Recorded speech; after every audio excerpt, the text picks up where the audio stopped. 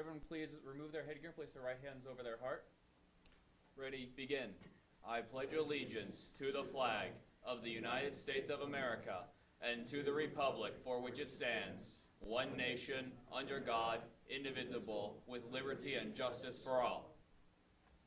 Thank you. And if you wish to participate, we're going to have our invocation by Pastor Nick Foley from Set Free Church.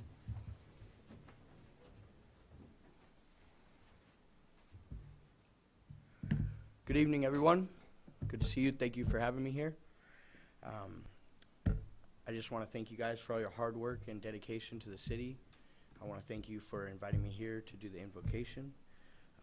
I'm going to read a quick scripture out of the Word of God. It says, "If you fully obey the Lord God and you carefully follow all his commands I give you today, the Lord God will set you high above all the nations of earth. All these blessings will come on you and accompany you. If you obey the Lord your God, you will be blessed in the city and blessed in the country." Commands and blessings. We think, what are the commands here? The command is easy. It is to love the Lord your God with all your heart, soul, mind, and strength, and to love your neighbors as yourself. I'm going to say a prayer now if we all could bow our heads.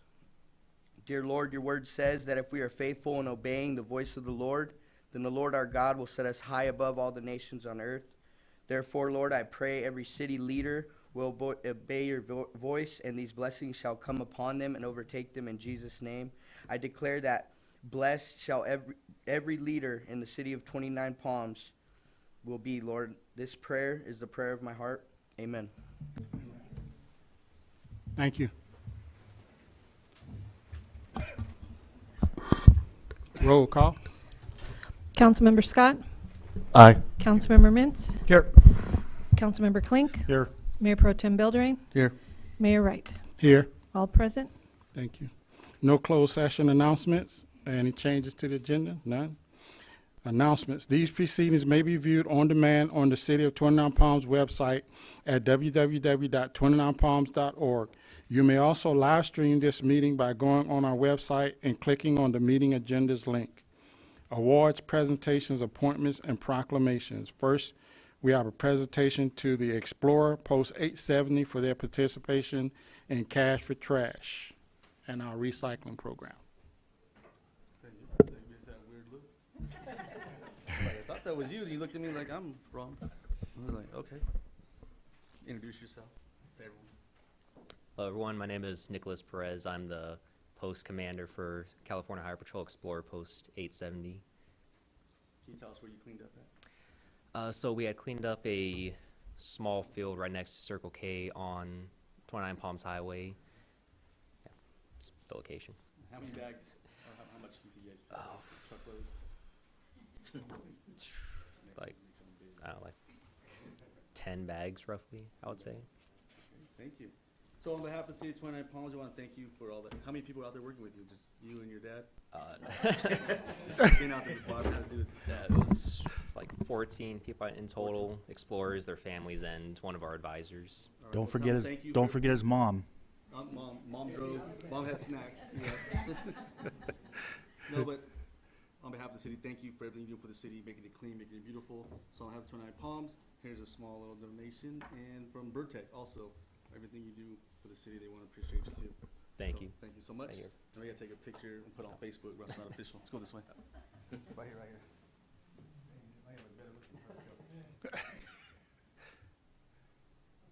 Thank you again. Mom, Dad. Thank you. Okay, next we have our proclamation recognizing June 19th, 2023 as Juneteenth Independence Day. The City of 29 Palms proclamates Juneteenth Independence Day 2023. Whereas Juneteenth, also known as Juneteenth Independence Day, Emancipation Day, Emancipation Celebration, and Freedom Day, is the oldest known celebration commemorating the ending of slavery in the United States and has been celebrated by the black community for over 150 years. And whereas this day, June 19th, has special meaning, is called Juneteenth, combining the words June and 19th, it marks a time to appreciate the African American experience and encourage the continuous understanding and respect for the suffering of slavery. And whereas Juneteenth is an observance celebrated with traditions handed down through many generations, including family gatherings and picnics, music, stories told by elders and local historians, speeches, and recognition of prominent individuals who have made significant achievements and contributions to the community. And whereas residents are encouraged to join together in celebration of freedom, family, and community by embodying a spirit of peace, respect, and brotherly love, to honor and salute our city's rich cultural legacy and diversity. Now therefore be it resolved that the City Council of the City of 29 Palms does hereby proclaim June 19, 2023 as Juneteenth Independence Day. We recognize Juneteenth Independence Day's historical significance to the United States and support the continued nationwide celebration.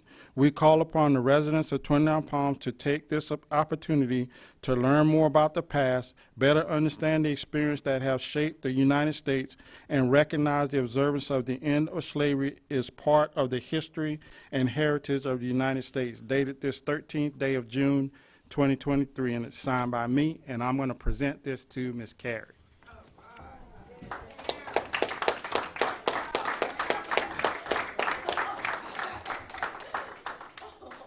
You get me every time. Thank you. Very much. And we're going to take a picture. You get me every time.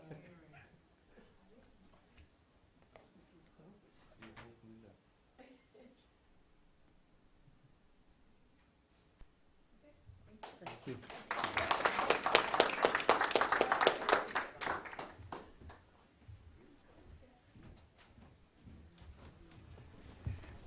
And the city will be celebrating Juneteenth on Saturday from 12 to 8 at Knott Sky Park. So we invite everybody to come out. I'll be there. All right. Next, we have a proclamation recognizing June 2023 as LGBTQ plus Pride Month. City of 29 Palms Proclamation, LGBTQ plus Pride Month 2023. Whereas the city of 29 Palms is strengthened by the diversity of ethnic, cultural, racial, gender, and sexual identities of its residents, all of whom contribute to the vibrant character of our city. And whereas the nation was founded on the principle that every individual has infinite dignity and worth, and the 29 Palms City Council calls upon the people of this municipality to embrace this principle and work to eliminate prejudice everywhere it exists. And whereas the city of 29 Palms commends the bravery and courage of those in the LGBTQ plus community who face adversity and various forms of violence, continued opposition and oppression against LGBTQ plus people make it important for neighbors to stand up and show solidarity and support for our LGBTQ plus residents and the community at large. Now therefore be it resolved that the City Council of the City of 29 Palms does hereby proclaim June 2023 as LGBTQ plus Pride Month in support of the LGBTQ plus community. We call upon the residents of 29 Palms to recognize the achievements of the LGBTQ plus community and celebrate the great diversity of our community. Dated this 13th day of June 2023 and signed by me. All right, thank you.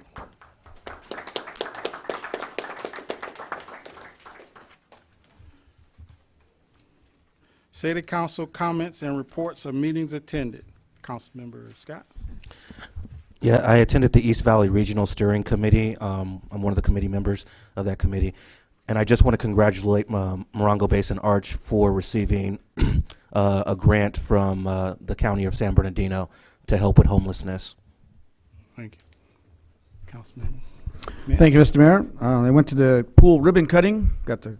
We didn't get to jump in the water, but we did get to cut the ribbon, open the pool officially, even though it was already open during the Memorial Day, but that's okay. Also, I attended the CMC golf tournament last weekend. It was turned out pretty well. It's to help support the athletes at CMC. And I'm sorry, Mr. Mayor, I won't be able to join you on Saturday because I'll be out of town celebrating my last 3 of 8 grandchildren. All graduated high school, and my daughter, and one's going to CMC, one's going to San Marcos, and the other one's going to Colorado State University at what is it? Colorado Springs. She's going to run track there. It's a D2 school, and she's excited. She's going to throw the javelin. They still throw the javelin in Alabama. So that's all I got. Thank you, Mr. Mayor. Thank you. Joe. Thank you, Mayor. First of all, I'd like to wish everybody having a birthday in June. Happy birthday, especially here in 29 Palms. Celebrate your day safely and have a good time. I, too, was at the CMC golf tournament for the CMC athletic department. I was there just because I cannot golf, but it was fun. It was a nice day, and so it was a lot of fun. And they did collect a lot of money, so it's a good thing. And just a reminder that Grilling with the Mayor is at Lucky Park this Friday from 6 to 8 by Lucky Park Pool. Thank you. Mayor Pro Tem. All right. I attended the ribbon cutting ceremony at the pool, and just want to say happy Father's Day to all the fathers out there. That's all I got. All right, thank you. All right, so first, want to say happy birthday to my wonderful, beautiful wife. Her birthday is on the 24th. Love you. Happy Father's Day to all the fathers. I did attend the ribbon cutting at the pool, and I reported that I did test out the slide, and it was good to go. So, and let me see. I also attended Warhawks football camp out in Lucky Park for a week. They did, well, for 4 days. And then we also, myself, the Mayor Pro Tem, and Councilmember Scott, we laid a wreath for Memorial Day at the cemetery. And then we had a Basin Transit meeting, and pretty much we just approved the budget for this year. And then I attended the CMC Copper Mountain College graduation that they had. I did the mayor's prayer breakfast. I attended the junior high school promotion to high school, and I attended the high school graduation. And I also went to ICHC meeting to appoint a new person to represent one of the regions. They got like 4 or 5 regions, and so we appointed a new person because Apple Valley dropped out of the region, and so we had to appoint somebody else. I can't remember the name, so y'all forgive me on that one. We'll figure it out and get it to everybody.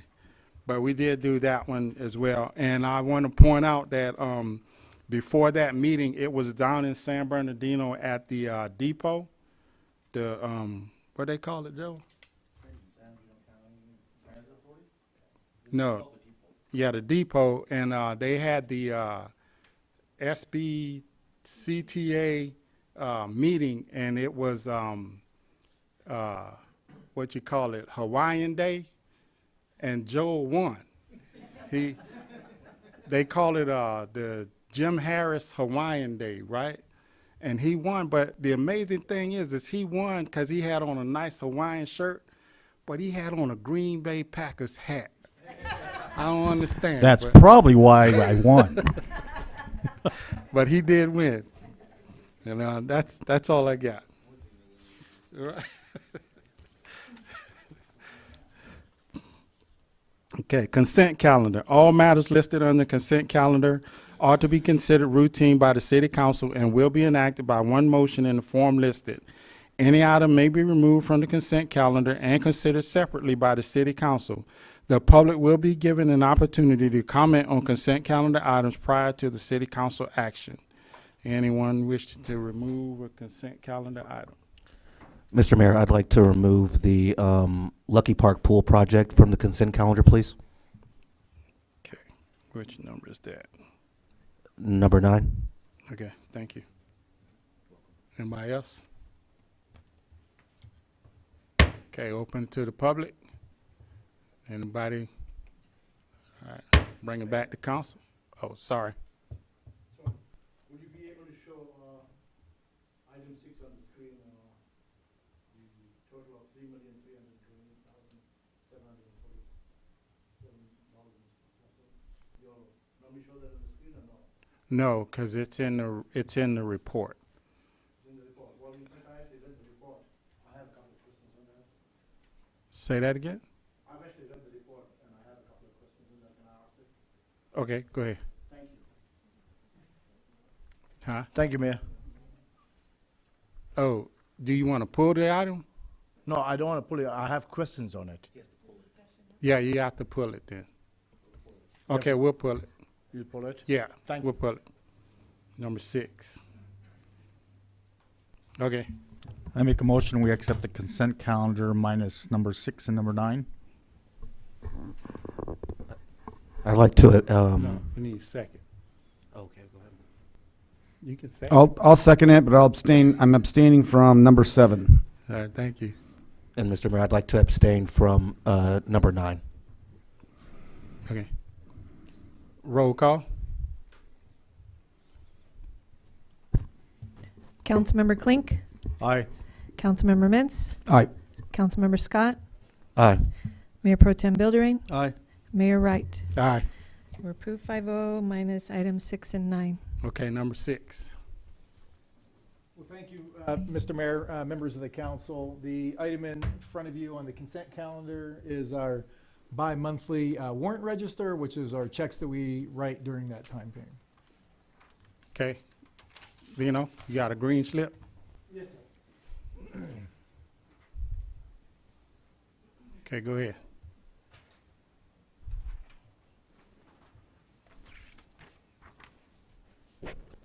I had a question on that check for American Express. I think it was just over 5,000 some change, and NV1. I think there was 3 payments. To my knowledge, they are a geotechnical company, right? Civil engineer. Civil engineer. NV5 civil engineer. Civil engineer. Okay, and were those payments for the Freedom Plaza? Without seeing the backup, I can't say specifically, but they've been working, NV5 is working on the citywide sewer project. Citywide sewer project. Is it the new sewer that the council happened to appoint this in committee that I sit on? That is correct. Okay, so just for the record, that means that that project is not what you call shovel ready. And what about this thing, American Express? I saw, I think, somewhere on the line item. It was for 5,000 some change. That is our citywide credit card, I believe. Is that right, Abigail? Yeah. Yeah, so American Express is our citywide credit card that we use for purchases. Thank you. Thank you, Frank. Thanks for answering Good, the question. thank you. Okay, so we gotta move that one first. Okay, looking for a I move we motion. accept the number 6. Roll call. Councilmember Scott, Aye. Councilmember Klink, Aye. Councilmember Mintz, Aye. Mayor Pro Tem Buildering, Aye. Mayor Wright. Aye. Approved 5-0. Okay, number 9. And I guess it's maybe a question, Councilmember Scott, you were just looking to abstain from that, or do you want me to give a presentation on that? I think that given that we've just completed the project, it would be important to kind of give Sure. a brief to the community. Okay, yes. So part of the process with a capital project, a citywide capital project like this, Lucky Park Pool project, once the project is complete, part of the typical process is to file a notice of completion. Part of the notice of completion is to close out the project, letting all the subs know that if they have claims, against the general contractor, they need to make that at that time frame. They have 30 days to make that, so we can close it out, issue all the retention payments, and close out the project. So that's the staff report. Happy to answer any questions. Thank you very much. You're Okay. Any questions from the public? Can you mind if I ask the staff questions on that project? Okay. Thank you. Was the total project just over 6.2 million? Yes, it was. And why are we holding so much of money? Normally, a building contractor would only have at this stage, when I saw the pool, maybe 15 to 20%. Each project, I'm not sure what you're referring to as holding back. Each project is holding back about 5%, I think, Abigail, right? 5% per contract, which is pretty standard. Well, I think the amount that we about to cut a check is for is just under $5 million. And it's Yeah, that full is, so the project, overall project, 6.2 includes all soft costs. Soft costs are engineering, construction management, soft costs related to that. Okay. The actual construction side of it is 4.8 million. Was it the same builder that built the Freedom Plaza? So the construction manager is the same, but the contractors, it's public bidding, so they're all different, contractors.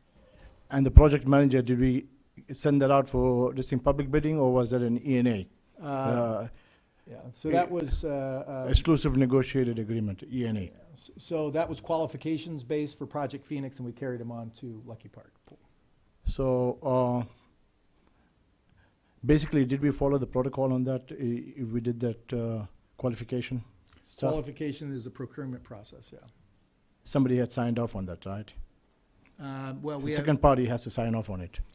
so we had a team of people within the city that reviews proposals. You do two ways of public procurement, either request for proposals, which is dollar amounts, or request for qualifications, which are qualifications. The reason you do qualifications as opposed to bid is you want qualified people, right? You don't want people to come in and underbid for something that they're not qualified for. So city for Project Phoenix solicited vendors for construction management. And we had a team at that time to review the qualifications, and we selected Tilden Coil. So basically, I didn't understand properly. Somebody had signed off for that, qualification, that when the So time the we did an council- E&A. Yeah, so it's not an E&A. So the council, so it was a qualification driven. The council approved the contract both for Project Phoenix and Lucky Park Pool. Okay. That was a huge amount, 6.2 million for that pool. Thank you. Thank you. Okay, looking for a motion for number 9. I make a motion, we accept number 9. Roll call. Councilmember Scott? Abstain. Abstain. Councilmember Klink? Aye. Councilmember Mintz? Aye. Mayor Pro Tem Buildering? Aye. Mayor Wright? Aye. Approved 4-1. Thank you. Public hearing. DCA temporary use permit.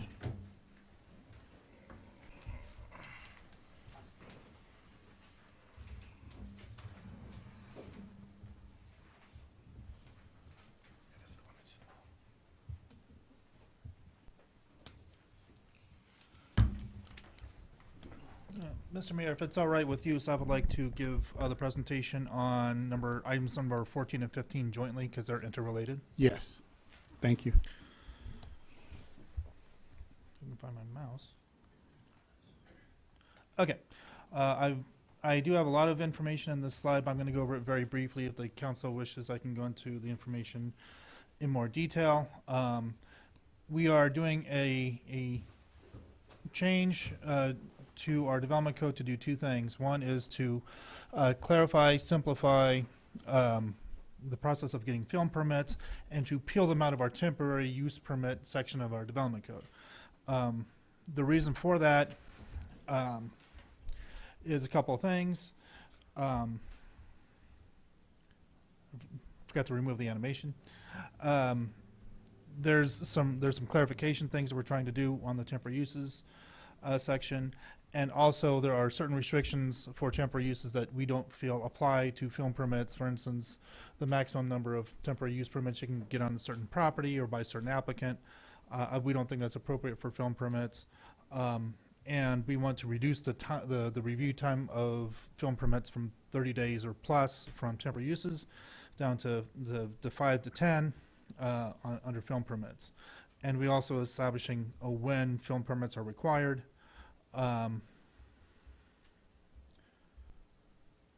What we are doing is we're saying if the only time we would require a film permit is if you have more than 5 people involved in a film project, including the crew and talent, and use of commercial vehicles. In other words, if you have 5 or less and only using passenger vehicles for your equipment, and as long as you're also not blocking off streets or using pyrotechnics or anything that may require permits from the fire department or such things, then you don't need a film permit. You can just go along your merry way. We're going to do different levels of permitting depending on the length of the filming. We do have several exceptions, and we have various conditions of approval we would put on film permits to make sure everyone, their neighbors are notified, make sure they don't disturb the neighbors, and et cetera. We recommend that the City Council find both of these ordinance amendments exempt from CEQA, and then adopt the 2 respective ordinances, one for the temporary use permit cleanup section of the code, and the adopting of the new regulations pertaining to film permits. Thank you. Any question for staff? Is there a price for these permits? Yes. Okay. So we have film permit pricing already in our code. I know it's maybe small print, but I'll read them out loud. It's $125 plus $50 per day that they're established now. We're not proposing to change that. There's a recommendation, I believe, from the PAC to make these equal to the national park. And if you look at the national park, the national park actually charges a lot more for their film permits. They charge at a minimum $150 per day plus $50 an hour. So our film permit pricing is a lot less than that. So, yes, sir. Thank you. Yep. Okay. Open to the public. Got any green slips? Bring it back. Looking for a motion. Well, this obviously makes a lot of sense to separate these, so Whenever you're ready for motion. Yes, I'm ready. Right. Cindy, what's the ordinance numbers, please? It's introduction of the ordinance. Oh, it's just, oh, I'm sorry. Oh, Sorry about, go ahead. You gotta read it. I can't read, it's not in front of me. It would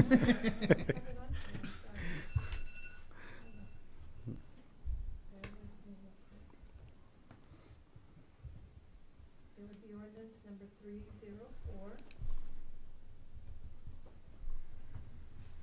both of them, Sydney. 304 and 305, right? It's gonna be Mhm. two separate ones. Two separate ordinances.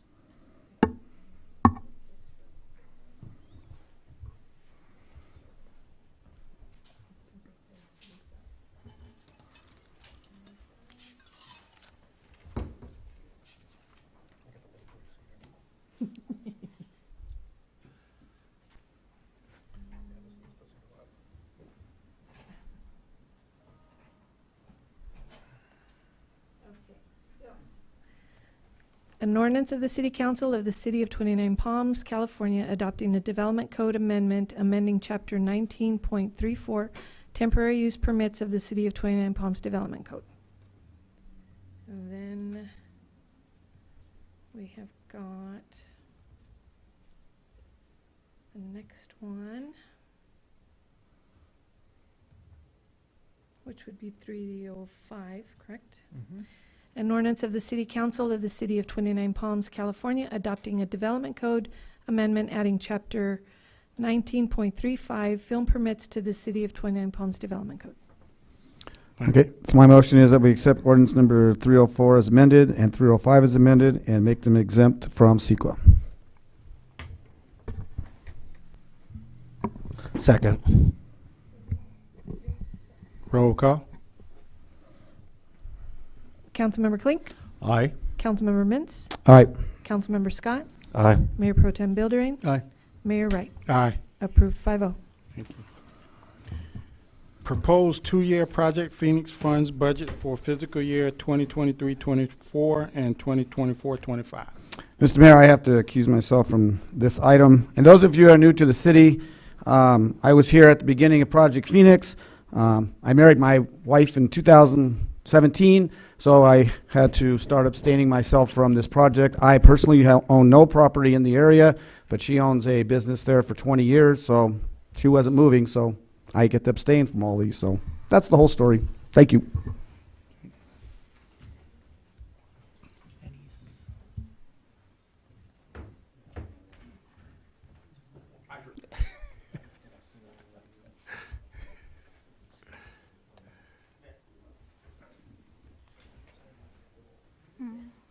Can you Jay. change the PowerPoint, please?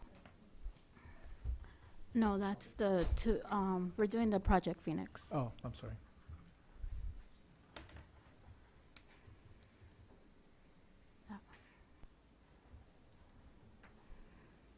Thank you, Mr. Mayor, members of the council. Tonight in front of you is the proposed two-year budget for Project Phoenix funds and enterprise sewer funds.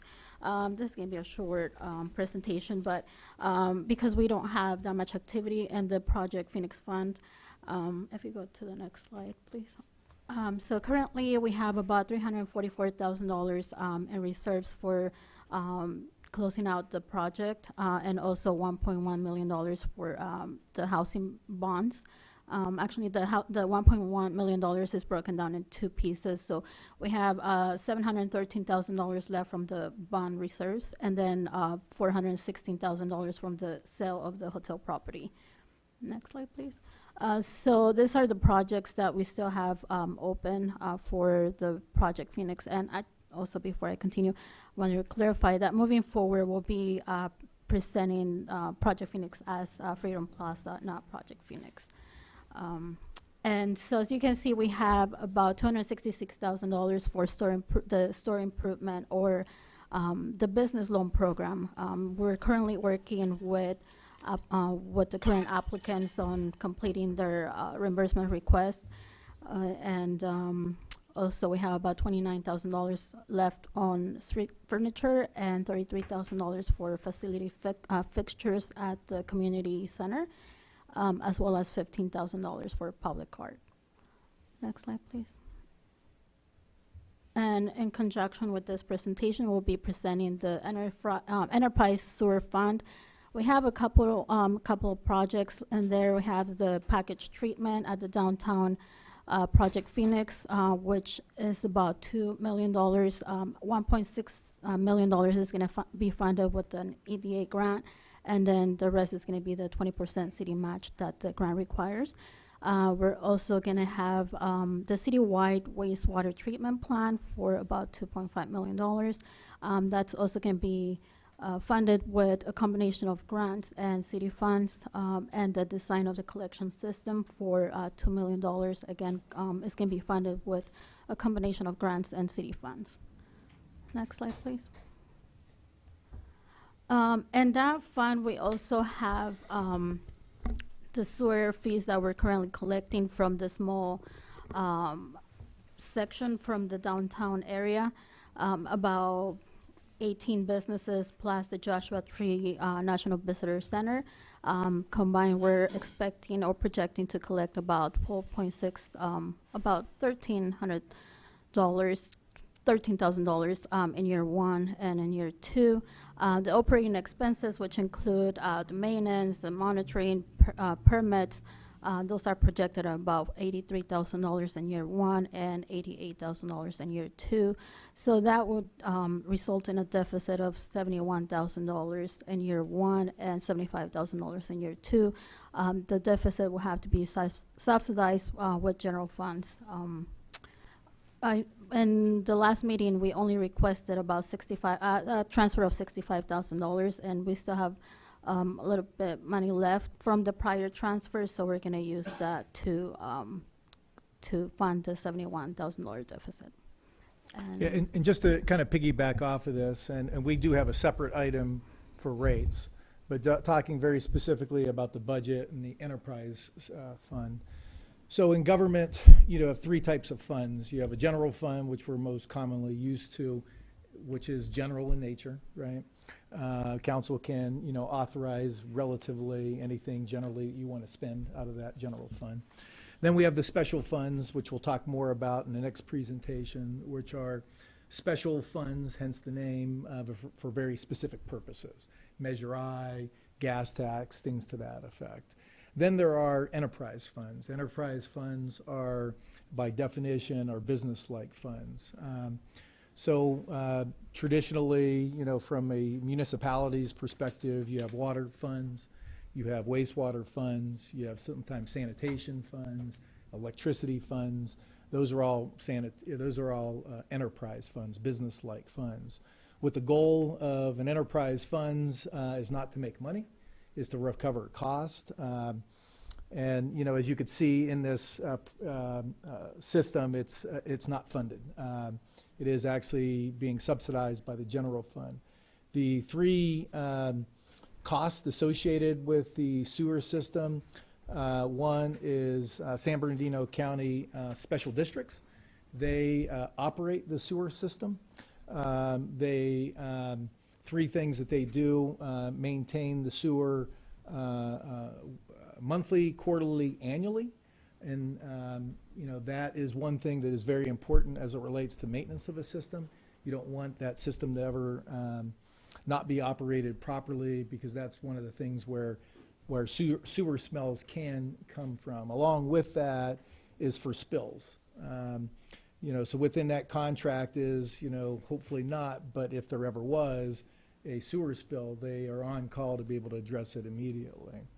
In addition to that, well monitoring, another cost associated with that, the regional board, the Colorado Water Quality Control Board, made us put 3 monitoring wells in Project Phoenix, Freedom Plaza. And the goal there was, from their perspective, is to put wells there to have a baseline.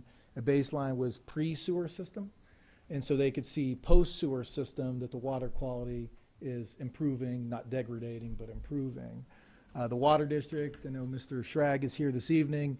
They have partnered with us, the city, on that to, with their staff time to maintain those wells, but the cost associated with it is not from the Water District, because they've donated their time.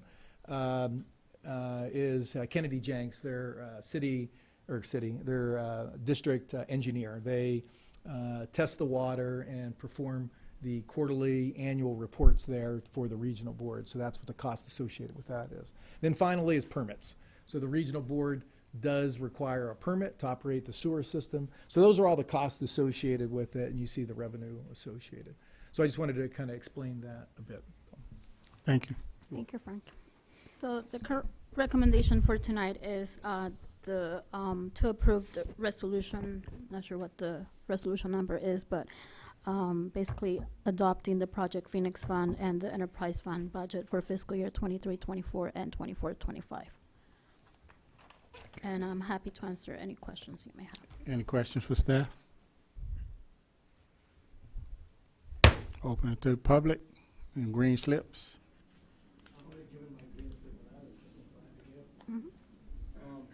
Some time back you put out this form. Are you familiar with this?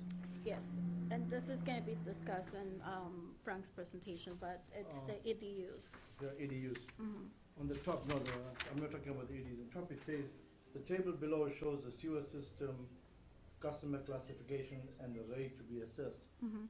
Where did we get this rate assessment from? That's another item. You can ask that question when we get to it. Okay, thank you, sir. Okay, bring it back to council. Oh, sorry. Go ahead. I just have a quick question. I have a green slip, but again, I'm saving mine as well. So we're doing a 2-year rate budget, or is this just for the budget? Just the budget. Okay, back to council. Looking for a motion. What? Is it?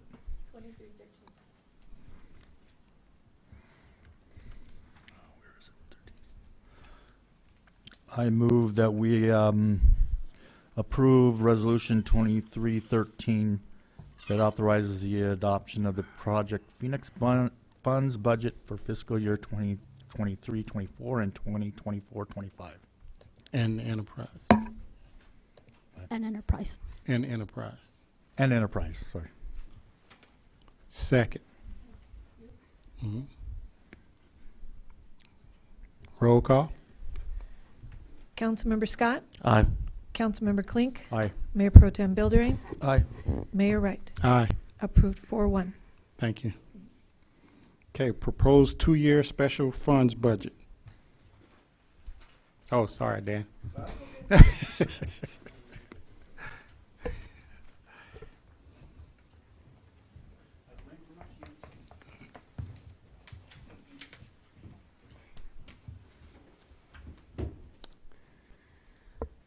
Thank you again, Mayor, and members of the council.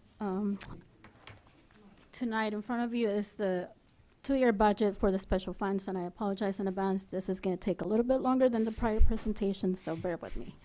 If you could go to the next slide, please. Frank. Yeah.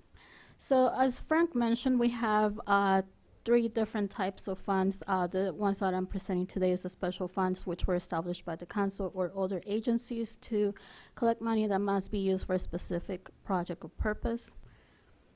Next slide. So we have several funds. Some of them we collect taxes, grants, and so this is just a summary and the breakdown of how much we're collecting per category. So for year 1, we're projecting that we're going to collect about or be awarded $10.7 million in grants and contributions.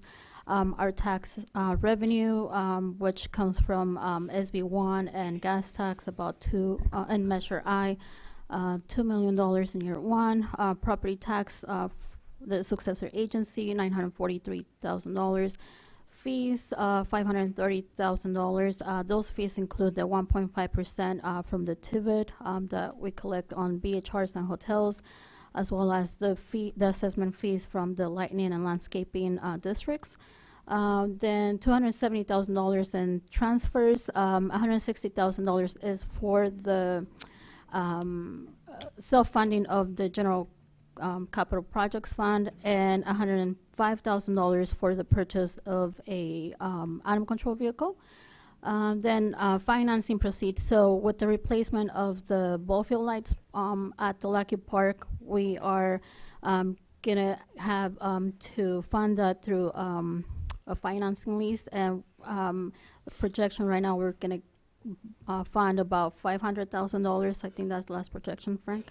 I didn't update that. My apologies. And then $26,000 from other miscellaneous items like interest, collections. Next slide, please. And then this table just summarizes our tax revenue for SB1 and gas tax. As you can see, our revenues have been increasing, but with the anticipation of energy incentives, we might see a decrease. Again, we haven't seen a significant reduction in those revenues yet, but just for the estimates that we received at the beginning of the year, January of this year, and the May estimates that we received, the difference was about $54,000 less than what was anticipated. So I could already see that that those revenues are going to be reducing with the inception of energy efficient programs. Next slide, please. So here's the breakdown of the capital spending for the 2-year budget. For streets, we have about $4 million that we're going to be spending in that area. Parks, about $1.6 million. Safety improvement projects, $9.9 million, and other projects, $1.1 million. And those projects, the projects in year 1 might carry over to year 2, depending on how fast the projects move. And I'll be discussing each category in more detail in subsequent slides. Okay, so for our street projects, we're projecting about $913,000 for road overlays, $174,000 for a chip seal project that we have an agreement with the San Bernardino County to conduct pavement repairs in various sections of the city, and I'll provide a table with all those streets. And then we also have $790,000 for street repairs and maintenance.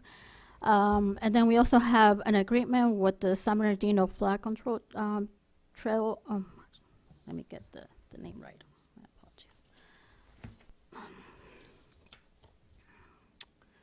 apologies. The San Bernardino Flood Control District for the reconstruction of El Rey Avenue Bridge. And our cost share is going to be $329,000, but the project is expected to be at $2.9 million. And then we have street widening projects for about $211,000, as well as the phase 2 of the SR62 project for $1.9 million. Next slide, please. So these are the streets that we are projecting to do overlaid in the upcoming fiscal year. We are projecting to spend about $681,000 in SB funds for, and it might be, I don't know if you can expand that table, and I'm not sure if Craig is here to discuss this streets in more detail, but those are the streets that were selected based on the ratings in the PMS system. Then also with Measure I, we're projecting about $231,000 for overlay in year 1. Next slide. And then as I mentioned, we have an agreement with the San Bernardino County to do preventative maintenance on those streets listed. We just have we're not funding the entire project, only about $174,000 of the total project. Next slide, please. For parks, we have the ball field lights at Luckie Park for $1.4 million. Then we have our resurfacing projects for the basketball, tennis, and ball courts, $160,000. Yeah, and if I may add to that, those are resurfacing to pickleball courts. Right. And those are going to be funded with CDBG funds. And then $20,000 for wall repair. For our safety projects, we have the split rock. We haven't secured the funding yet, but we're working with Caltrans to get the agreement by the end of the year. So that's about $3.7 million in funding that the Caltrans is going to be providing for this project. Then we also have the $3.7 million for the Sullivan Bike Path, as well as the Safe Route to School project for about $1.4 million. Next slide, please. And then, so for the other projects, and item number 1 was in the strategic planning. That was one of the council's top priorities, the animal shelter. I know, like Mr. Klink said, it's just a Band-Aid for now, but we're working on it. So we have $500,000 budgeted for the design, and then $170,000 for maintenance. Then we're also working on the remodel for the finance and community building. That's projected to be completed at the beginning of the fiscal year, and then $105,000 for the vehicle for animal control. Next slide, please. And so these are some of the funds that we have for special funds. The traffic safety fund, we're going to be closing it because we haven't been receiving traffic fines, and not because we're not collecting them, but the state is diverting them to the court. So we're going to be closing that fund and absorbing the expenditures in the general fund. Next slide, please. So the TIVIT is currently working with a consultant on converting from 89 Act Law to 94 Act Law to separate from the city. I'm not sure what the timeline on that is. And then the successor agency, we file our last and final with the county, and that has been approved, and we're pending DOF approval. And so that basically what it does, we're just not going to have to do some of the reporting that we currently do, but our administrative fee is going to be reduced to $25,000 until we pay off the bond. So the recommendations for tonight are to adopt the resolution for the special funds budget for fiscal year 23-24 and 24-25, as well as the interfund transfers, which are $10,000 from the gas tax to the general fund for administrative fees, $10,000 from the Measure I to the general fund, again for administrative fees, and $87,500 from the successor agency. So this is the last year that we're going to receive that large of a admin fee from the successor agency fund. Again, since we already filed our last and final, we're only expecting to get about $25,000 starting in fiscal year 24-25. And that completes my presentation. Any questions? Thank you. Any questions for staff? Open up to the public. Bring it back. Looking for a motion.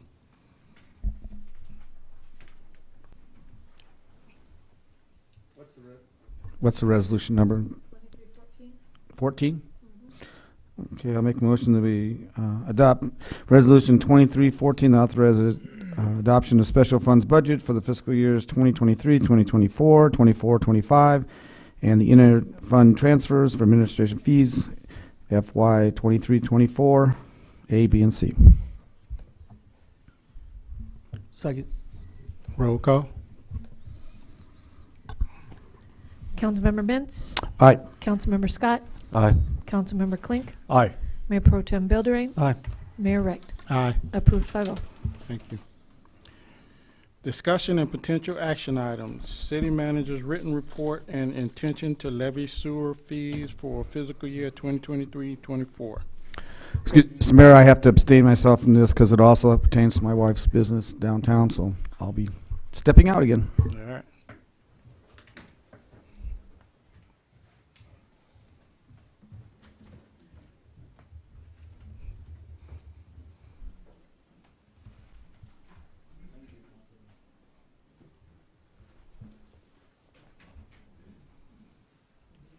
Well, thank you, Mr. Mayor, members of the council. The item in front of you this evening has 4 recommendations: that the council adopt the resolution, a resolution of the City Council and the City of 29 Palms, filing an annual written report for the city sewer fees, receive and approve the city manager's written report as filed as amended, adopt a resolution of the City Council of the City of 29 Palms declaring its intention to levy and collect assessments pursuant to Section 5471 of the California Health and Safety Code for fiscal year 23-24. Then finally, direct the city clerk to schedule a public hearing to notify the public of the city intent to place sewer fees on the tax roll for fiscal year 23-24. Just by way of some background, so the city, as part of the rate analysis, the city engages with a rate consultant. Wildan Financial is the consultant who formulates the rate study. You need that justification. You know, you can't just create rates. You got to have a justification to support the rates. Wildan Financial is a very respected consultant in this arena.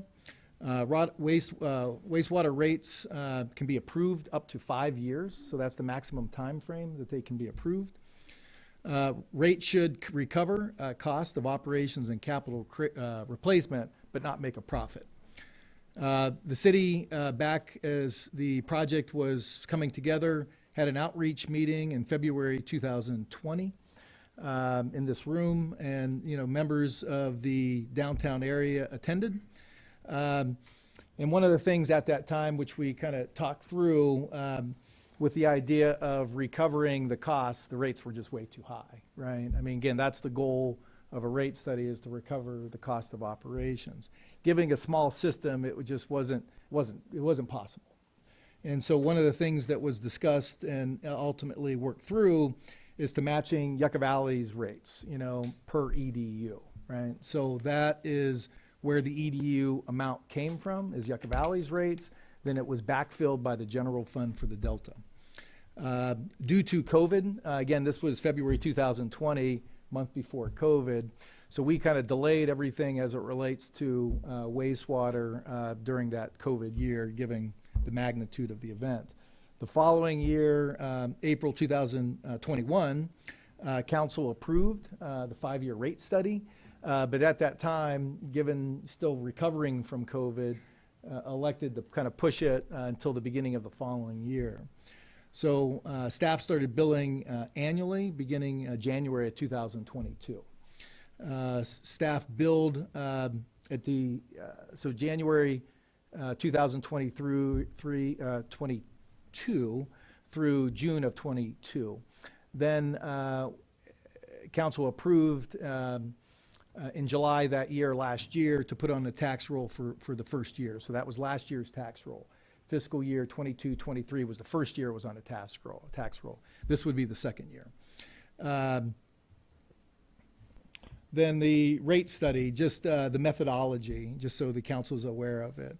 So a very standard approach to wastewater methodology is to have a single family residence as the standard. So part of a average system, there's a vast majority of the connections are single family residents.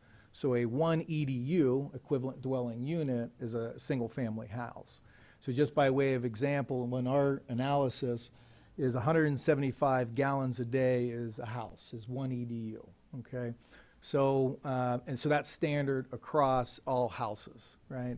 Then as businesses go, depending on what your usage is, okay? So by way of example, if you use 350 gallons a day, and again, 175 is the standard, it would be 2 EDUs and et cetera. Again, very standard practice to come up with EDUs based on water usage. The water usage comes directly from the water district. We got, during the rate study process, we acquired the data from 29 Palms Water District based on the prior 3 years. So again, this rate study was done in 2021. So I think it was the 2020, 2019, 2018 years of water service were used as far as the methodology.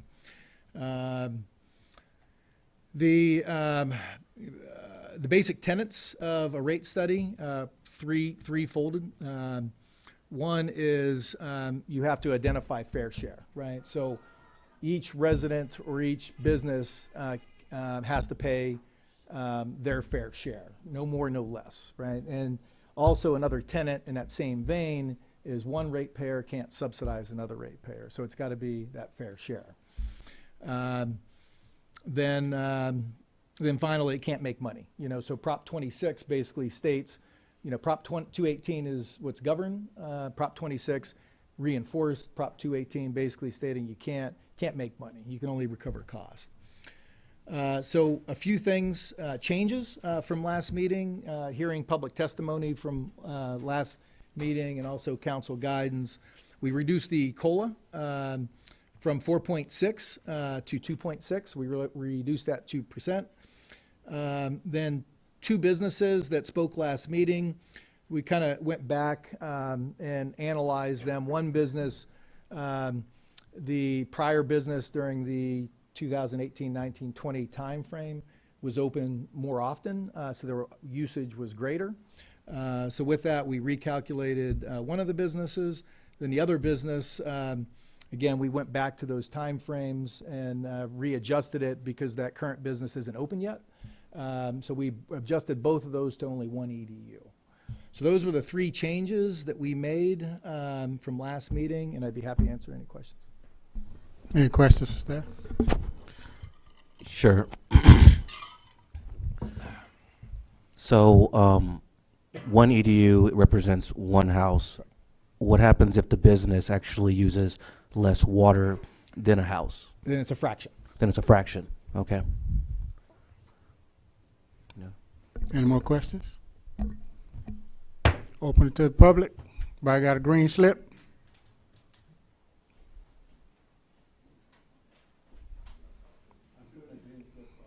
Okay, go ahead. I've got some handouts for the council and one for the staff.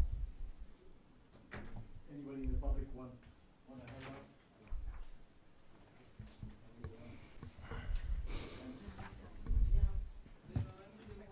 Oh.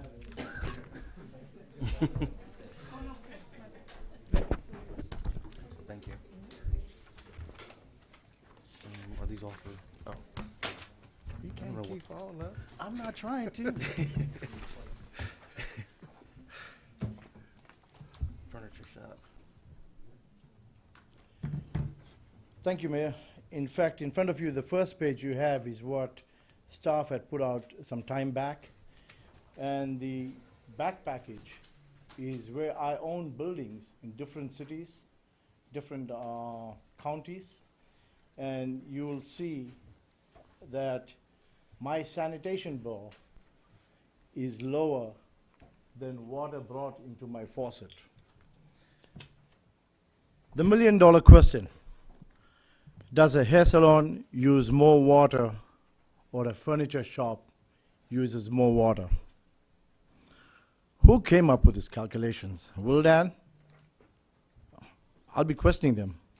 For a long time, I've been saying that not everything our city manager is presenting or saying is credible, but either for a lack of knowledge or trust from the people who voted you in, you favor staff recommendations. If you have a family, a friend, or someone that will benefit from your vote, that does not mean you have to sacrifice the masses for that one person. It's okay to sacrifice that one person for the masses. Thank you, Councilman Scott, for not agreeing to vote on this on the last time. I do not own any businesses in downtown, but my fear is if that movie is playing at a theater close to someone else, when is that going to play at a theater close to me? Based on this Will Dan's calculation, and based on what the city manager just said, 175 gallons will cost you less than $31 to come in your faucet, but you'll pay almost $70 in sanitation bill. I know you all might think that I'm a little bit aggressive and blunt, but a lot of people in the city come and cry on my shoulders, asking me to talk for them. They are scared to talk because they fear repercussions. Looks like our city will be the first city in California where we pay more for sanitation than water brought into my faucet. I'd like you all to revisit this whole EDU calculation and say, we are not going to vote, let's revisit it. If people do not use the water end of the year, you have to give them a refund. I get my refunds in other cities. When the time they calculate, I do get my refund, and I asked that question, and I think the councilman that excused himself, Dan Mintz, he said, no, you don't do that with Burtuck. You got to compare apples to apples. Thank you.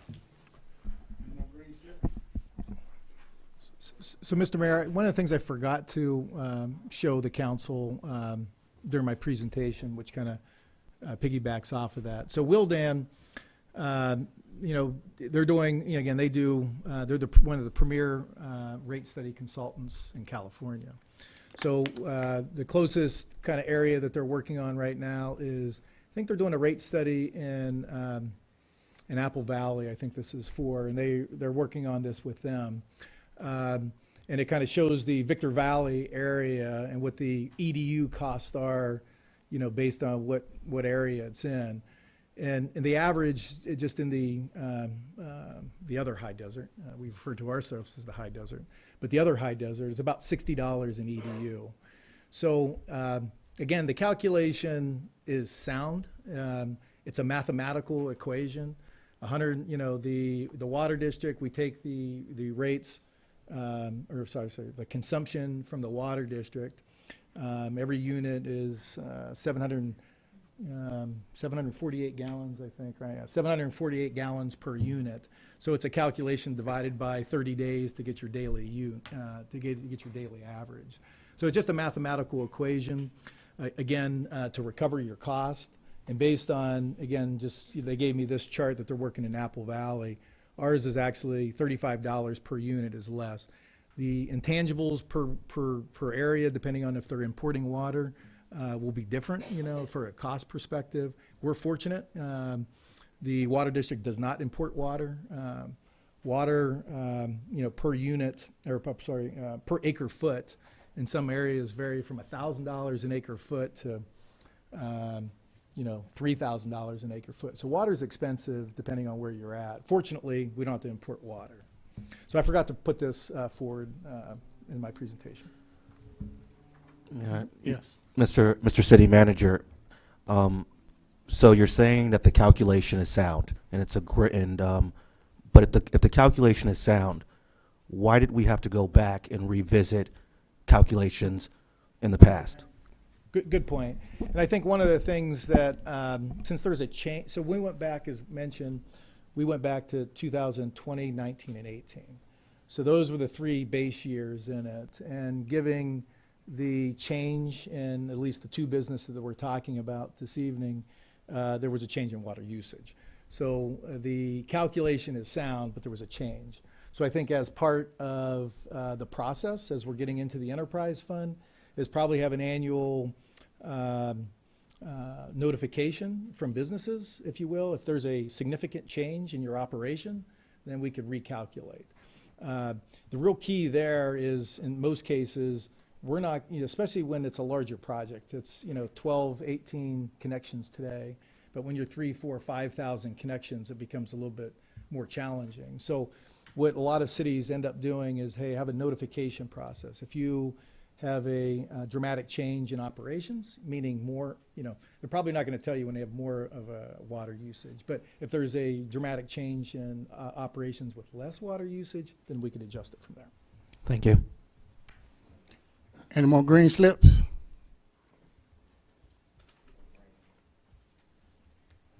Nick, can I just comment on something that the city manager just said about water costs? No, we're going to get her green slip. Your time already started. No, I'm just playing.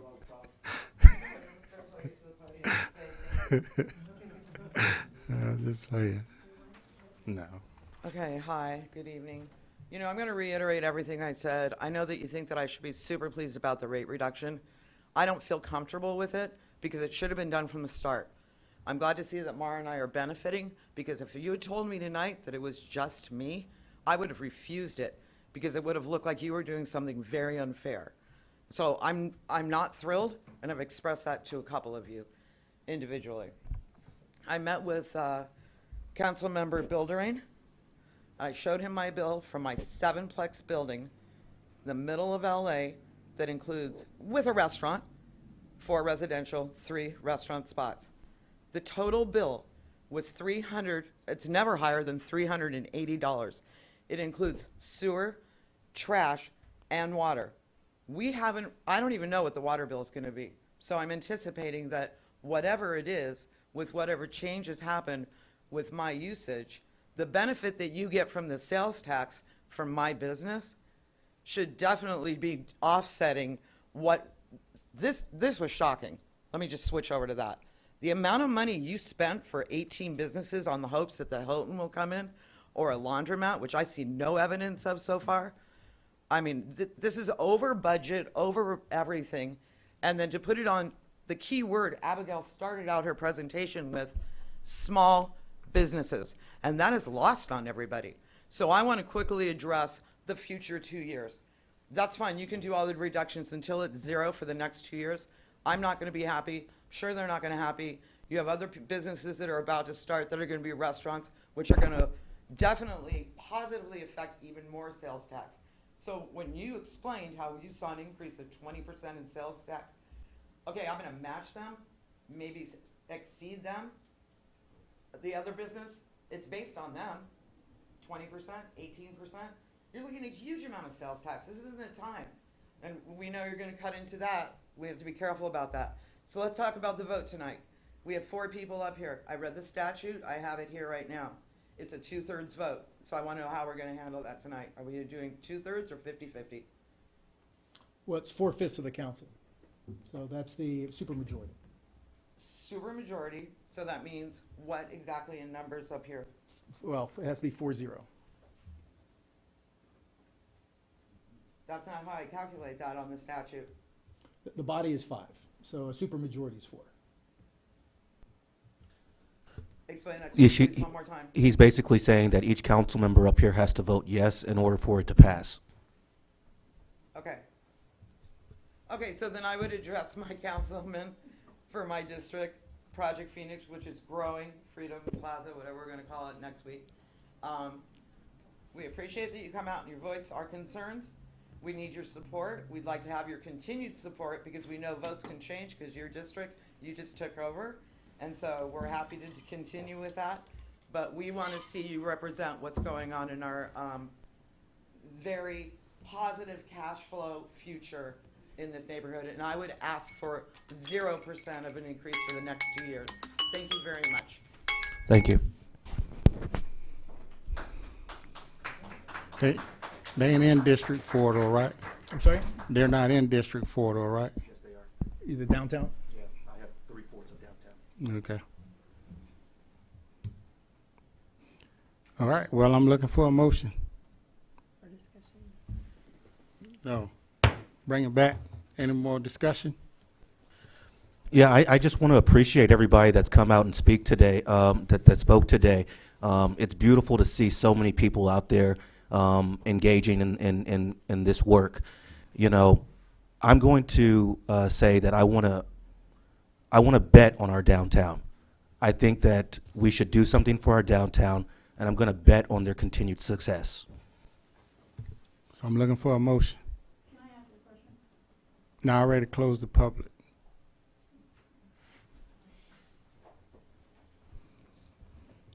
Okay. Which numbers? 2315 and 2316. Okay, I make a motion that we adopt resolution number 2315, a resolution of the City Council of the City 29 Palms directing the filing of the annual written report for the city sewer fees, receive and approve the city manager's written report as filed or as amended, and adopt resolution number 2316, a resolution of the City Council of the City of 29 Palms declaring its intention to levy and collect assessments pursuant to Section 5471 of the California Health and Safety Code for fiscal year 2023-2024, and direct city clerk to schedule a public hearing to notify the public of the city's intent to place a sewer fees on the tax roll for fiscal year 2023-24. I need a second. First off, can we, with these charges, can we put a moratorium of leaving them the way they are for the next 2 years at least, Yes. instead of it rising up all the time? Yeah, you could, not put any COLA on there, CPI on there if you so choose. I'd like to, Okay, I can do that. okay. I add that to my my motion. I will second. Roll call. Councilmember Klink, Aye. Councilmember Scott, Nay. Mayor Pro Tem Buildering, Aye. Mayor Wright. Aye. Approved 3-1.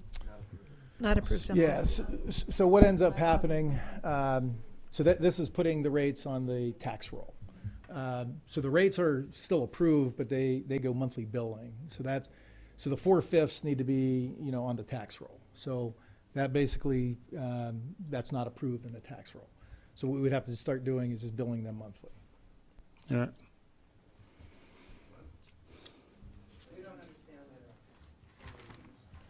So the 4/5 is putting the assessment on the tax roll.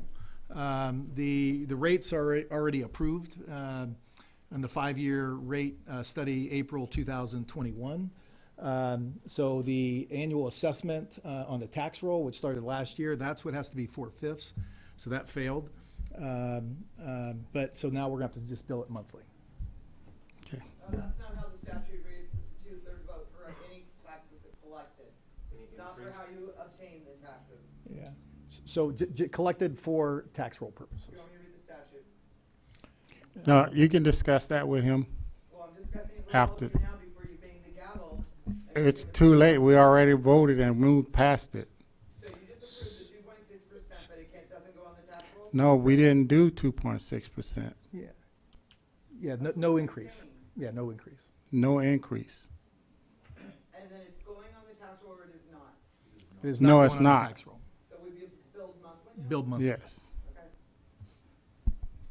Number 19, Planning Commission appointment. We need minutes to come back. Oh, sorry.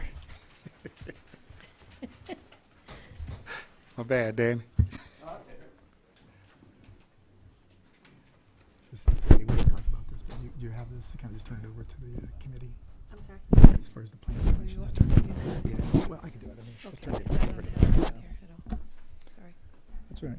Yeah, we didn't talk about it earlier. So thank you, Mr. Mayor, members of the council. What's in front of you this evening is planning commission appointments. Most recently, we had 2 vacancies, resignations. So the committee came together, Mayor Pro Tem Buildering, Councilmember Scott, and made some appointments, and I'll turn it back over to the 2 council members for their appointments. You can go first. I want to still talk about it, though, yeah. Okay, here we go.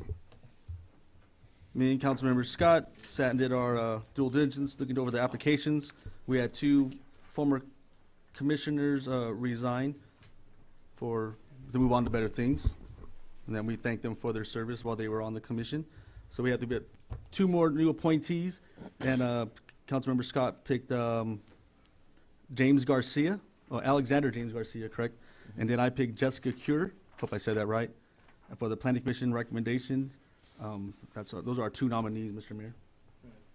Thank you. Councilman. Thank you. I'm happy to make these recommendations, especially for my recommendation, Alexander James Garcia. He's been extremely helpful in the community. I've seen him volunteer his time when it comes to homelessness and the individuals that are unhoused. And as I prioritize and the council prioritizes housing and homelessness, I think he's going to bring a really different perspective to the Planning Commission. He's a native of 29 Palms and an entrepreneur. Thank you. Okay, I have one comment for number 19. Recommendation for Planning Commission appointment.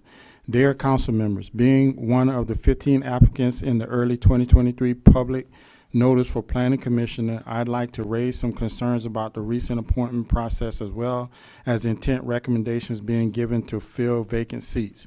The selection for Planning Commissioner earlier this year failed to follow the outlined selection process by omitting candidates' interviews with the selection committee. After my own due diligence, I learned that other applicants, including myself, were not contacted by the council nor interviewed by the selection committee for the role.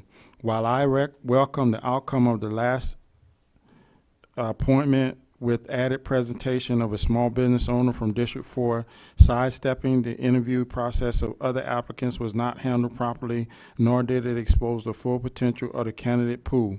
Overall, the process lacked communications. The recent need to fill 2 vacant seats came to my surprise without public notice from the city, and once again lacked communications. Only through my own due diligence of city council minutes did I learn of intent to recommend 2 new commissioners. While I understand the ease of calling back to the candidate pool from earlier this year, I fail to understand why once again the interview process is omitted. Reading through all the applicants, it is clear to see the aspirations every candidate has to be a contributing member of the community with the hope to serve on the Planning Commission. I ask that the City Council not overlook those individuals this round and consider tabling appointments until all the candidates have been given the opportunity to speak to Selection Committee. Thank you for your consideration. Andrew Evans. Okay, any questions for staff? I guess for the committee, so was there any interviews, personal interviews done at all in the selection process? The first ones and the second ones? None? There was not. There was not? Okay. Me and Councilmember Scott went our own separate ways, found our nominees, came into a meeting together, presented our nominees, and we had, at the first one, we had 2 different ones that we both agreed on. Our top 3 were all the same, so we were kind of we knew what our ones were. And then this time, we did the same process, and we came in with our 2 individuals, and that's how we went with it. And we tried not to have another nominee that would have the same issues as last commission, that would put them in a removal of themselves, because we had different things going on. So legally and Brown Act stuff was going on, so we had to make sure we didn't put new candidates back in the same predicament we had the last candidates. So that was some of the decision-making also there. Yep, and I may add, as somebody that's been in a hiring manager position before, we certainly reviewed every single person's application, and we gave exceptional consideration to everybody's application. There were individuals that just stood out this time, and we hope to nominate a diverse pool of people every time. I have concerns over that, because if it were me, I'd like to see the person that I'm talking to face to see how he communicates to me and what his roles would be on a planning commission. This way here, you saw everybody on a piece of paper and not really looking at the person that you should interview. So I'm kind of, I don't know if I like the process of not having interviews. So that's where I stand. Okay, sure. Go ahead. Well, interviews wasn't out of the question. We even talked about having interviews, and then we went over the packages again, and we were pretty solid with who we chose for not interviews. Now, first time I was on the committee and we did this, we did have interviews, because we had 3 seats and 5 individuals who were, our top 5, because me and the other council member agreed on the top 5. So we sat there and went through the interview process and then nominated our top 3 from that out of those 5. But this time it was kind of cut and dry on our nominees. Since we didn't even collaborate together, we came in and had the same people. So that's kind of how we went off it from there. Yeah, and many of the people that we've recommended are individuals who actually show up to council meetings. They speak publicly, and so the role is a public official. And so I've seen these individuals come and speak publicly and advocate. So I just urge anyone who wants to participate to come out to city council meetings and show us your passion. Because also on the sewer sewer committee and the PAC, we didn't interview. So we just kind of went off the recommendations, the applications, and we made our best choice from there. Now, interviews are not out of the question by no means. We will do them, but we just didn't feel it was a need this time. Okay, I'm going to open up to the public. I have Jonathan Hume. Yeah, hey, Council. My name is Jonathan Hume. I live in Desert Heights in the sphere of influence. And I would just echo some of the concerns expressed here and by the letter writer. There were 15 applicants, and I have low confidence that based on what I've heard about the process that you guys used, I cannot say I'm confident. And we're talking about here, if this was just for a term of like a few remaining months or something like that, that'd be one thing. But we're talking about almost a full 4-year term for these people, okay? And personally, like, I would like to see, you know, like there's a variety of skills that are necessary for these positions. For planning, for a planning commissioner, you know, I don't think it's sufficient in itself. There could be somebody who's a wonderful, upstanding member of the community, but if they don't have some specific planning-related experience, I really have my doubts about whether they're qualified for that job. So I would strongly, you know, encourage and suggest that you revisit this process, review those applications, maybe even consider opening up the applications again, and have a more transparent and credible process. Thank you. Can I have Matt Hemme? Good evening, Mr. Mayor, Councilman. My name is Matt Hemme. I live on National Park Drive. A lot of the questions I actually had, you guys have already answered, but I would probably reiterate what the gentleman just said, that he had 15 people applying, and to not do an interview, to do a little bit of vetting, anything like that. I think that's part of the issue why you're already getting new people that you have to get, because you didn't do a great job of vetting the first time. That if you would interview these people and ask them those questions like, hey, do you think there's any conflicts of interest here on some of these key points that might be an issue for you? Are you looking at moving the next few years? I mean, those are like common questions. Again, no offense. I've never been to a job, I've never got a job without a job interview. So when you do something like that, to me personally, it feels like you're belittling the job. Like, hey, we don't really need to interview anybody. We can just pick somebody. So, again, just a little bit of frustration on my part. Thank you. Thank you. No hand clap. Okay, I don't have any more green slips. Bring it back to council. No, I certainly appreciate what everything that everyone said. Those are, I mean, there's some solid points. I do want to say that, you know, one of the individuals that is actually leaving, he did get an interview. So, I mean, I don't think that that's necessarily, you know, the cause. This person was on the planning commission before this committee was established. Any more comments? I guess the only comment, just gauging from the phone calls that I got the last couple of days and the letter and some of the comments, I guess if I just asking if you guys, if without interviewing them and everyone else, are you comfortable with these two picks? I'm pretty confident. I'm comfortable. I wouldn't have picked them if I wasn't confident. Okay. Well, I just ask. That was questions that were asked of me. Okay, well then I'm looking for a motion or something.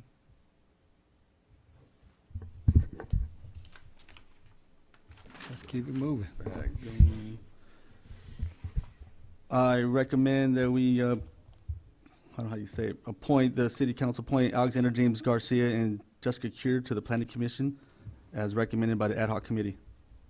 Second. Roll call. Councilmember Scott, Aye. Councilmember Mintz, Aye. Councilmember Klink, No, only because of the way it was done. I do not know these two people.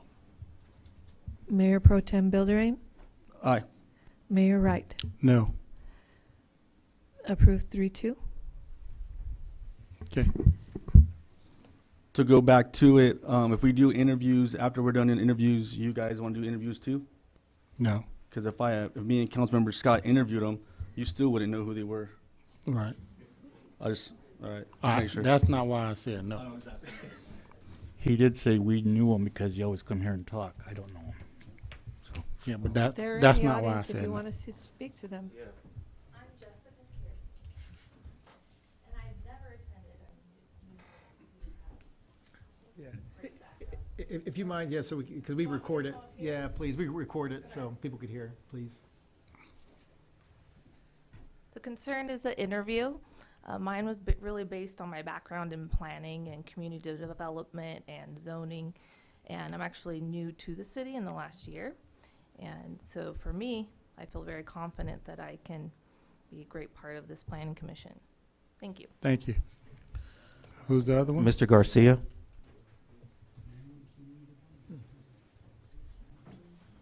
Yeah.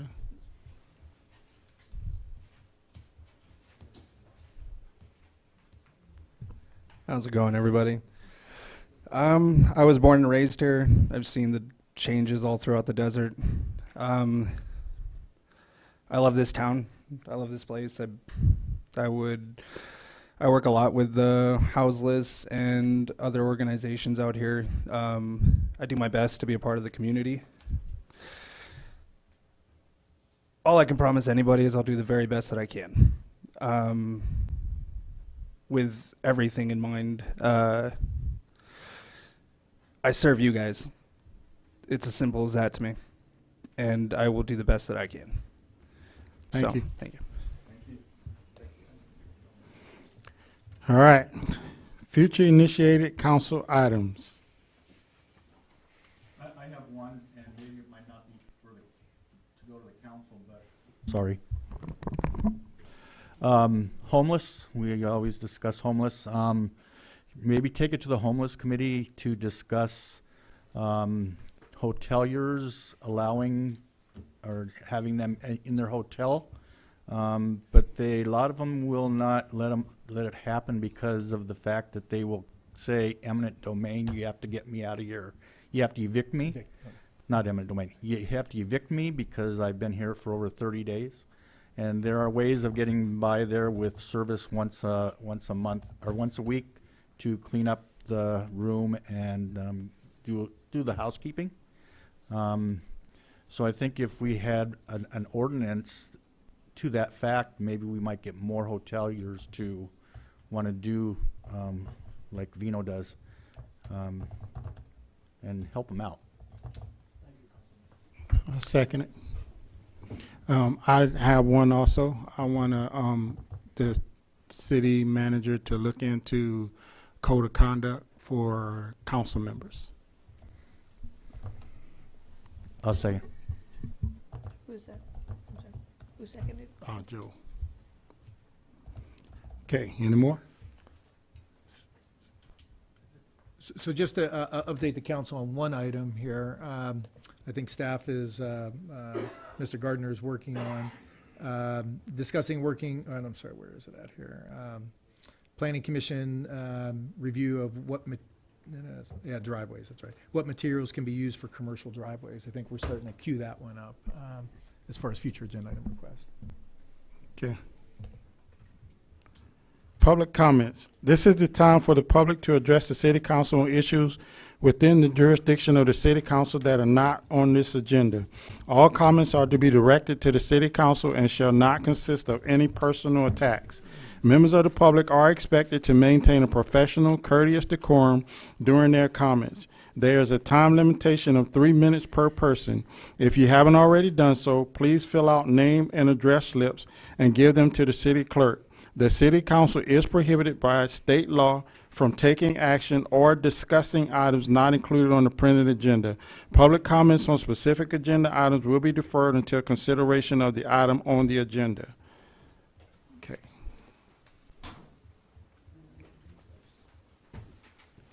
Ooh.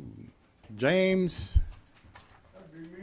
All right, sir. I apologize. I can't pronounce this last name. Most people can. No foul. All right. What I'm here to address is, we've we've been going to the park, me and a bunch of my friends.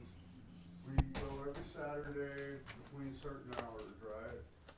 And almost every Saturday, there is like 5 kids that come there, and I say kids, they're anywhere between 16 and 19 years old, that start fights with, they pick out individuals and pick out fights and stuff.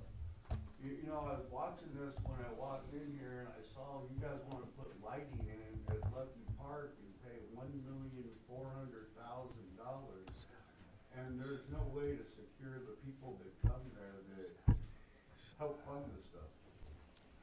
You know, last week, we had the privilege of them picking on us. I'm not a kid. If I grab a kid, what's gonna happen?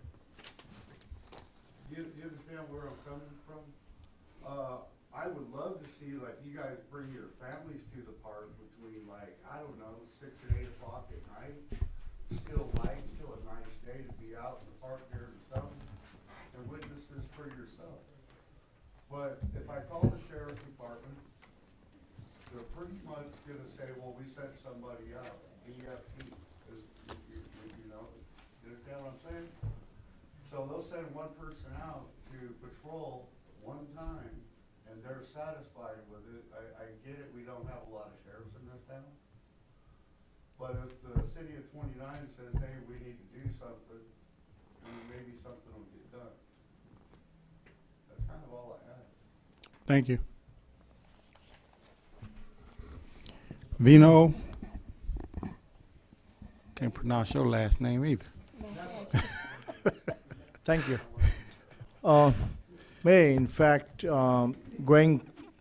moving forward, when we using taxpayers' money to build anything, rather than doing a qualification for a builder, I'd like to see it go to public tender, and I will be filing with the city clerk tomorrow request for information on the pool project.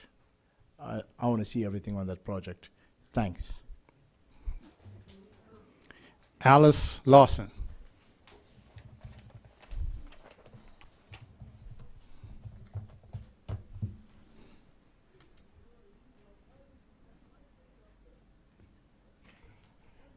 My name is Alice. I wanted to know is it going to be illegal for us to take our washing water to water our trees and our grass?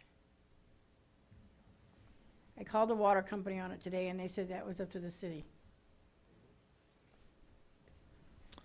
Well, I'll follow up with you after the meeting. I know we got General Manager Schrag here this evening, and we could kind of answer that question together after the meeting. Okay. Okay. Is this Cecil? Or Edwards, last name Edwards? Yeah. So it's not me. Good evening, all. Hi, Frank. Very quickly, another public safety issue. As most of you know, we're on the corner of Tamarisk and Highway 62, Mara, and I've been hearing rumblings of a traffic circle going in on 62. Are those correct rumblings? You're shaking your head, yes, right? Yeah, but not at that corner, but on Split Rock. Okay. I'm begging that not happen. While I appreciate my fellow 29 Palmsians, we have a lot of through traffic, a lot of semis that pass directly through 29. I don't know how they're going to navigate a traffic circle. The street is extremely dangerous as is. We have a pre-existing pedestrian crossing at Tamarisk and 62, which is terrifying at night. I don't know if any of you have been down there to watch the individuals attempt to cross the street at night, even during the day, but it's like a human game of Frogger. It's just, we've stood on the corner and yelled run at people. It's honestly, it's scary, and my thought being, instead of building, I'm sure, something atrociously expensive like a traffic circle, can't we use the pre-existing structure and simply put in another traffic light at Tamarisk and 62 to break up the traffic that's blowing through town at this point. So yes. State law prohibits us from actually commenting on this at the moment. Yes, so, but I can. So you just comment back on it. So nothing's approved yet. That's long-term planning. At some point, when that's needed, there will be future dialogue from the I council. figured I'd get in early. Secondary, I believe the individuals left, but I was going to comment on I think it's number 8, the budget for San Bernardino County Police. I don't know if it's okay to, to comment on that or not. No. No, daggone it. Well, Frank, you know what I'm probably going to say. So, thank you so much. Thank you. Joseph Carter. 3 guesses. Last time, well, greetings, council. It's good to see you again. Last time I was here, I was telling the council that I'd gone on a tour of Yucca's water and sewer system, but I ran out of time before I could share that I had asked the plant manager there if people ever complained about the smell. And he said, of course they do. It's a sewer plant. When it's windy, people call. He said sometimes driving on Sunny Slope, which is further away than either my neighborhood or 801 housing, he smells it. The thing that concerns me is that some council members took the same tour several months ago, yet told us point blank in this very chamber that it would not smell, when they would have heard directly from, again, the plant manager in Yucca that it would. If this plant is built, we will smell it downtown. Downtown is less than a mile away, and according to the experts, this is in the stink zone, as is Lucky Park and 801 housing. And you will not be able to claim later that you didn't know, because we know that you would have learned this directly in Yucca Valley from this area's leading experts. I was very happy to hear that the Wastewater Planning Commission is about to take this same tour, so they will hear the same information for themselves. However, I'm not confident that every person on that commission will be honest with you about what they learned there. Not you, you're awesome, you know. Because 2 of them have shown that they took this position to make sure that the sewer goes into our neighborhood no matter what. Please make sure that anything they report to the council is public, because I want to check what they tell you. I want to hear what they tell you to make sure that they're telling you the truth. And if I have any moments left, I want to say thank you for making Juneteenth a holiday, because that is one of our greatest holidays. It should be equal to July 4th. It is when America completed its journey towards freedom. Thank you very much. All right. Mary Jane Bingy.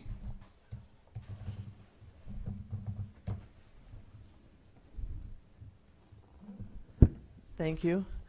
First off, I want to apologize for my phone going off. Really, really sorry. I had it turned off, but it, anyway, has a mind of its own. This is about my property on 73911 29 Palms Highway. It's a thrift store, and it's next to Circle K on the highway. There is a real homeless problem at that store, and I'm about to lose my tenants because of it. Last night, well, they've put cameras everywhere now around the building.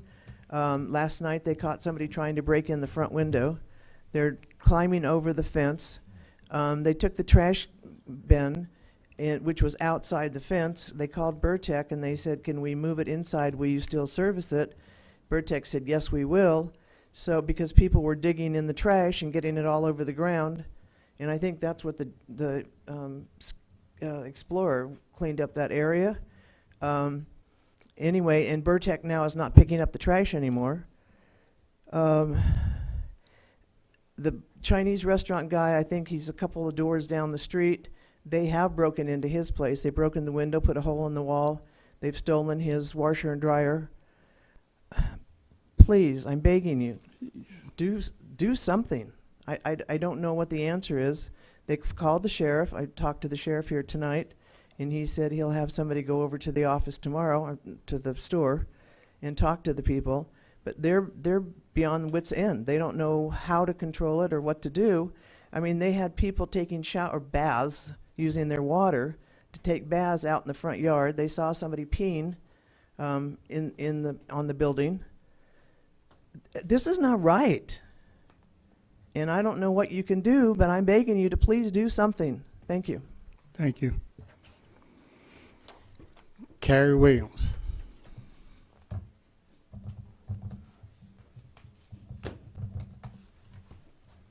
My name's Carrie Williams. Good evening to the mayor and to the council people. What I'm going to ask is, if I build a home, do I have to have a garage, or can I put up a carport to replace the garage?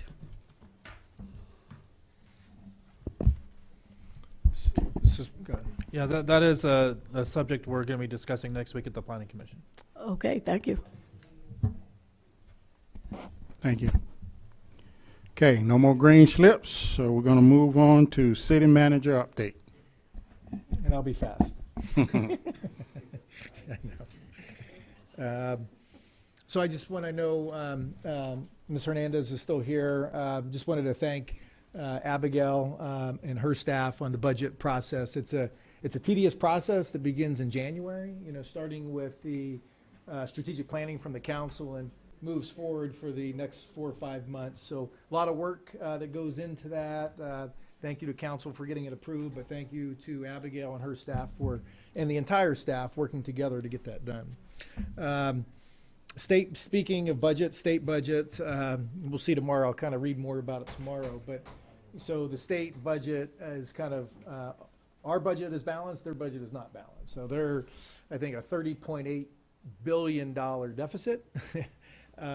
Supposedly, I just got a note right before this meeting that the legislature and the governor are working out a deal to fix that. So I'll keep the council informed. Hopefully it has no impact on us directly anyway, but I'm sure indirectly it probably will. I'd like to welcome the new planning commissioners. I know Community Development Director Gardner has met with both of them, kind of going through a little training exercise. So welcome to the Planning Commission. Speaking of the sheriff's contract that was passed in consent calendar this evening, which was a second detective that was added. We're hoping to have that second detective as of July 1st, but they're still working through the recruitment process of it. So we're hoping that second person gets approved July 1st. And from a new business perspective, just like to welcome maybe not a new business, a new structure. Dollar General already has one, but this was the second one on 2 Mile open. And I know I heard from one of our staff members earlier today that being on that side of town, it's really nice to have something that's closer versus having to drive to the other side of town. So I know that, just wanted to mention that. And that's all I have.